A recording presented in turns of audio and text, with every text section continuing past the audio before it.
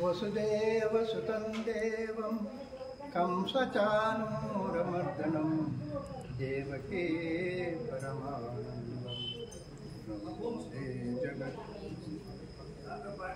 విశ్వవ్యాప్తమైనటువంటి పరమేశ్వరుని ప్రణవిలుతూ జగద్గురు అయినటువంటి శ్రీకృష్ణ భగవానికి ప్రణవిలుతూ అధిష్టానమైనటువంటి ఆంజనేయ స్వామి శివపార్వతులు రాముడు సీత లక్ష్మణుడు మరి పూజ్యులు శ్రీ దయానంద స్వామి గారి పాదపద్మములకు ఇక్కడ ఉన్నటువంటి మీ అందరిలో ఉన్నటువంటి ఆత్మస్వరూపాన్ని కూడా కనవిలుతూ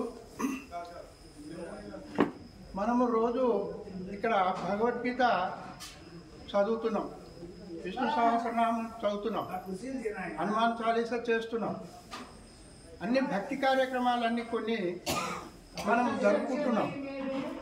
కానీ చదవడం వరకే ఇక్కడ వచ్చి భగవద్గీత చదువుతాం, అది తీసి ఇంటికాడ తీసుకుపోయి అక్కడ పడేస్తాం, మన పనుల మీద తర్వాత అది దేవుడే ఎరుకు అన్నట్టు మనం చరిస్తూ ఉంటాం.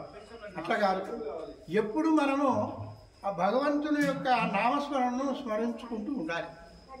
ఎప్పుడు ఏదన్నా మీకు నమ్మినటువంటిది ఓం నమ శివాయను, శ్రీరామను, హనుమాను, నారాయణను ఏదన్నా ఒక నామాన్ని మనము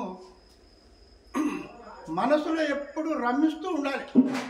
అది ఉంటేనే కానీ మనం భగవద్గీత కానీ ఇది చదివినందుకు మనకు సార్థకత ఏర్పడుతుంది.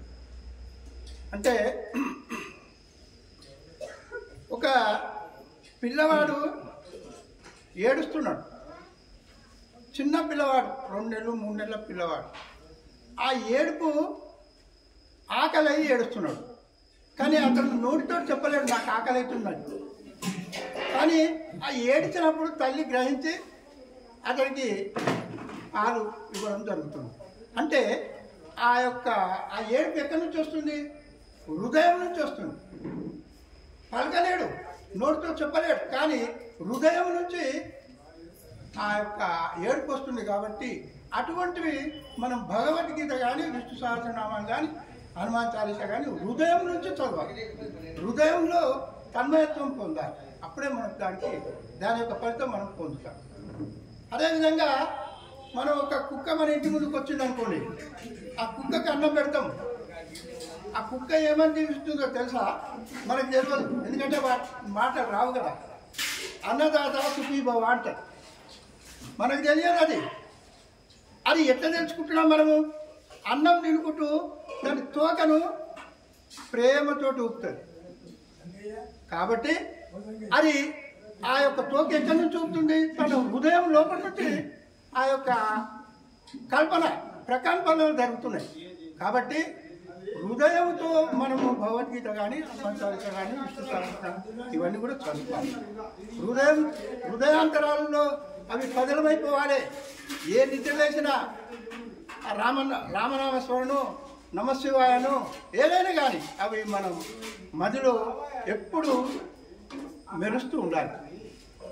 అప్పుడే మనము ఆ భగవంతుని యొక్క సన్నిధి చేరుకుంటాం. లేకపోతే ఇక్కడనే మధ్యనే ఉండిపోతాం. మరి ఒక భక్తుడు ఏం చేసిండట? ఎన్నో పుస్తకాలు చదివిండట. ఎందుకోసము? మోక్షాన్ని చేరుకోవాలని. ఆ భక్తుడు చదువుకొని ఒక స్వామీజీ దగ్గరికి వచ్చిండట. స్వామీజీ దగ్గరికి వచ్చి, స్వామి, నేను ఎన్ని పుస్తకాలు చదివినా, లెక్కలేనన్ని పుస్తకాలు చదివినాను, కానీ అన్ని పుస్తకాలలో యోగ చేయమని, మెడిటేషన్ అంటే ఇవన్నీ చేయాలని ఉన్నది. ఆ యోగ రాదు, మరి మీకు వస్తుందా? నాకు నేర్పగలుగుతారా అని అంటే స్వామి అన్నాడంట, అయ్యా నువ్వు ఇప్పుడే వచ్చినావు, నీకు యోగ సంగతి ఏం తెలుస్తుంది? నువ్వు ఏ పనులు నీ సంసారం గురించి ఎన్నో పనులు చేసుకుంటున్నావు, ఆ పనులలో నిమగ్నమై యోగ సంగతి నీకు తెలియదు. ఒకవేళ యోగా నీకు నేర్పుతాను అంటే నీ ఊపిరితిత్తులు ఖరాబ్ అయిపోతాయి, నువ్వు వెళ్ళిపో, నేను నేర్పను అని చెప్పినాను. అప్పుడు లేదు స్వామి, నువ్వు ఎట్లా చెప్తే అట్లా చేస్తా అని కొన్ని మాటలు చెప్పిండు స్వామీజీని నమ్మించేటప్పుడు. అప్పుడు స్వామి ఏం చేసిండంట, అతను ఎదురుగా కూర్చొని పెట్టుకున్నాడు, స్వామి ఇక్కడ కూర్చున్నాడు. స్వామి ఏం చేయాలో చెప్పు అన్నాడు. ముక్కు బిగ్గర పట్టుకో అన్నాడు. ముక్కు పట్టుకో అని చెప్పిండు. అంటే ముక్కు శ్వాస ఇవన్నీ ఉంటాయి. దాంట్లో యోగాలో ఇవన్నీ పద్ధతులు ఉంటాయి. ఆ పద్ధతి ఆ ముక్కు పట్టుకోమన్నాడు. ముక్కు పట్టుకుంటే ఇక్కడ